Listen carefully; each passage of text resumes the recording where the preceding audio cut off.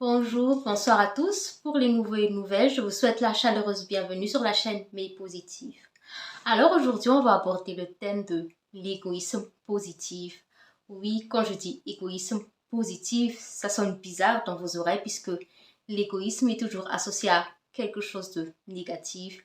Et pourtant, c'est important de faire preuve d'égoïsme par moment et de faire passer ses besoins avant tout.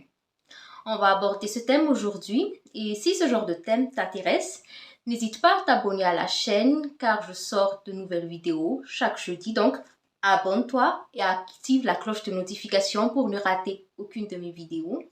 Donc maintenant, entrons dans le vif du sujet sur l'égoïsme positif.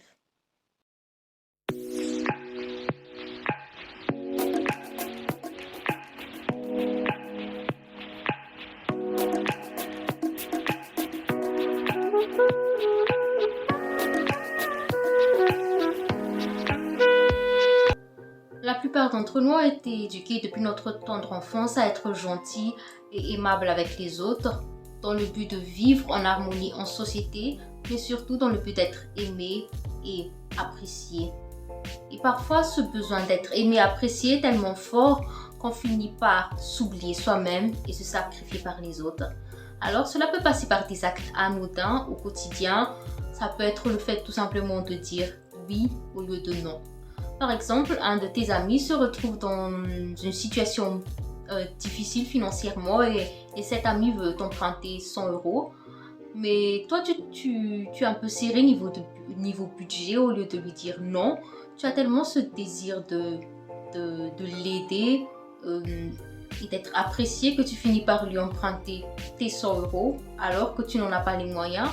Ou tout simplement peut-être qu'une amie te demande de l'accompagner à un endroit et que tu n'as pas forcément envie ou tout simplement tu as autre chose de prévu mais tu n'as pas envie d'être rejeté que tu finis par dire oui au lieu de non.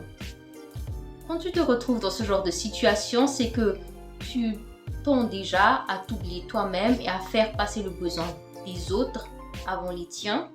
Et c'est là qu'intervient l'égoïsme positif pour équilibrer les choses, pour te sentir mieux et être plus épanoui dans tes relations. Alors, comment pratiquer l'égoïsme positif? Quand tu es déjà dans ce schéma de toujours vouloir aider les autres, de tout le temps être là pour les autres, c'est assez difficile de changer et de casser cette routine. Alors, dans un premier temps, je te conseillerais de faire le tri dans ton entourage. Il est très important que tu observes ton entourage, tes interactions avec tes amis ou soi-disant amis, puisqu'il y en a certainement beaucoup d'entre eux qui sont là pour t'exploiter, puisqu'ils savent que quoi qu'il arrive, s'ils ont des problèmes, ils peuvent t'appeler, t'écrire et tu répondras toujours présent ou présente. Donc il est très important, observe leur manière de se comporter. Quel ami t'écrit juste comme ça pour te demander comment tu vas ou pour t'inviter ou juste comme ça pour ne rien dire? Et quel genre d'ami est là à t'écrire tout simplement quand ils ont des problèmes, quand ils ont des soucis, ils sont là. Ils t'écrivent « Hey, salut, comment tu vas ?» Au fait, oui, j'ai un souci au fait avec mon loyer ce mois-ci. Est-ce que tu pourrais m'emprunter 100 euros ou bien au fait, je suis malade. Est-ce que tu pourrais venir chez moi me préparer à manger? Des genres de choses comme ça. Là, directement, tu arrives à faire la séparation.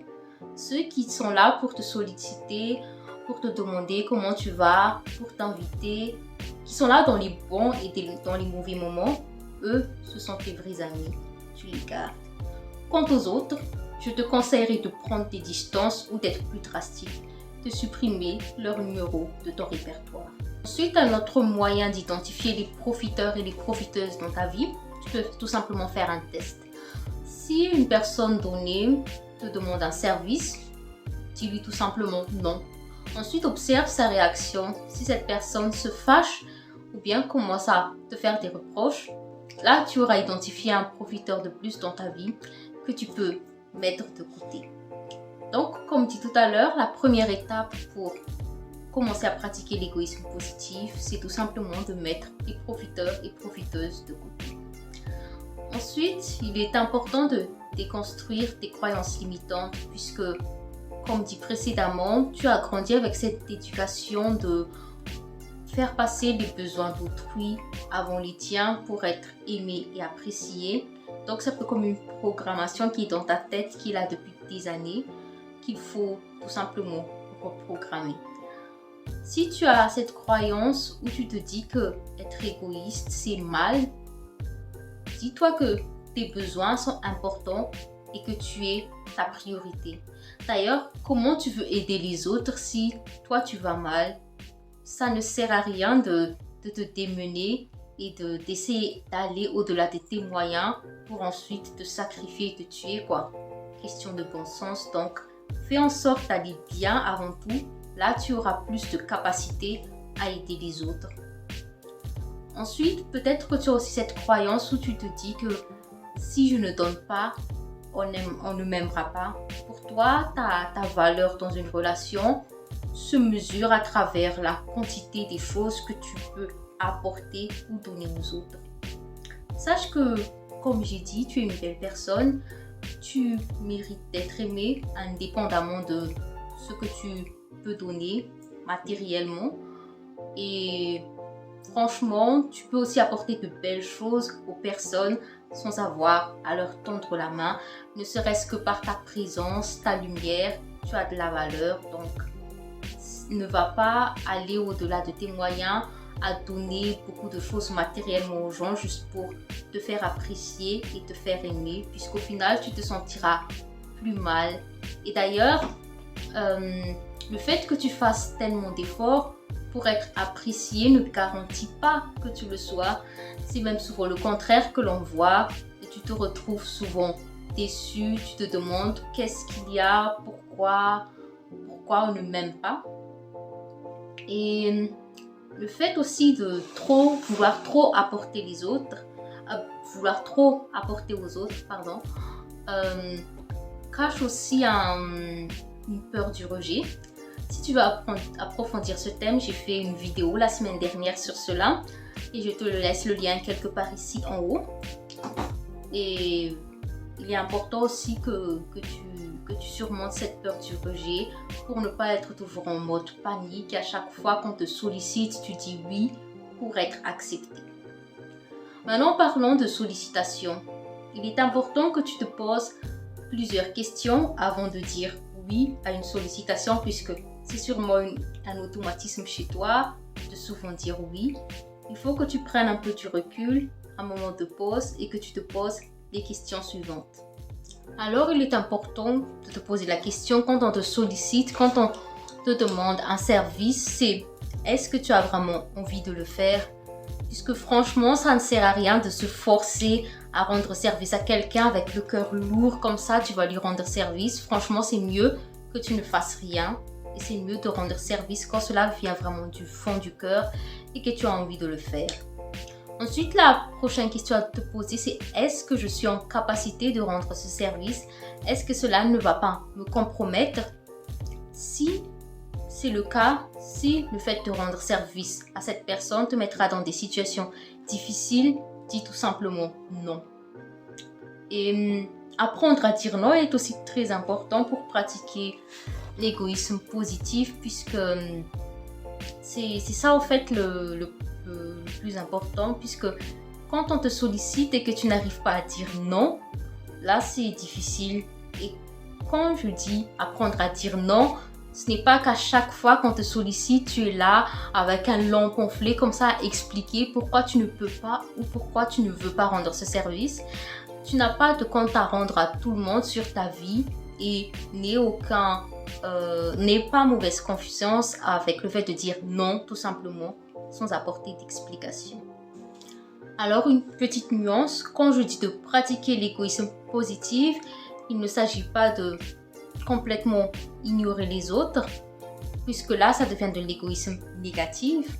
Il s'agit tout simplement de trouver un juste équilibre entre ses propres besoins et le fait de pouvoir apporter quelque chose dans la vie des autres, puisque cela embellit aussi notre vie.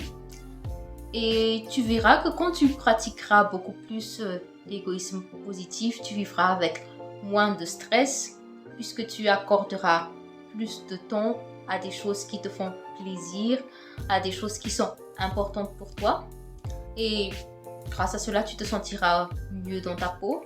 Et d'ailleurs, le fait de rendre service aux autres, le fait de faire tout simplement un don de soi, t'apportera beaucoup plus de plaisir puisque tu n'auras plus cette impression de te sacrifier pour les autres et le fait de se sacrifier est toujours quelque chose de désagréable.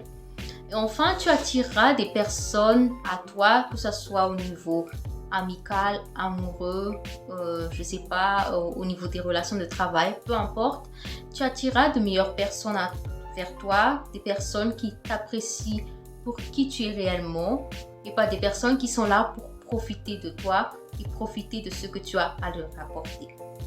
Essaye de mettre cela en place. C'est vrai que quand tu as l'habitude de te sacrifier pour les autres et de mettre les besoins des autres avant les tiens, c'est un peu difficile, mais franchement c'est faisable. Donc mets en place petit à petit ces différents points que j'ai énumérés dans la vidéo. Tu peux faire cela par étapes. Par exemple, ce mois-ci, je fais le tri dans mes relations.